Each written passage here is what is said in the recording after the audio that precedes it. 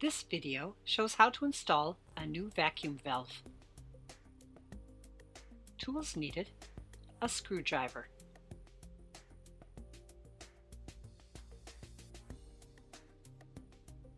parts needed: a new vacuum valve. Remember to unplug the unit from the power source. To remove the old vacuum valve, unscrew the screw.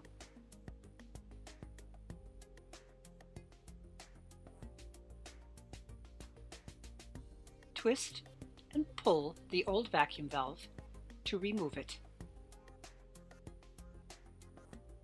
To install the new vacuum valve, twist and push it into place, and screw in the screw.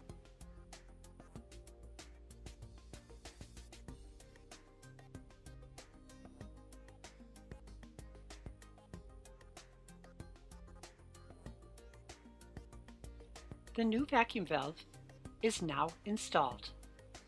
It's that simple.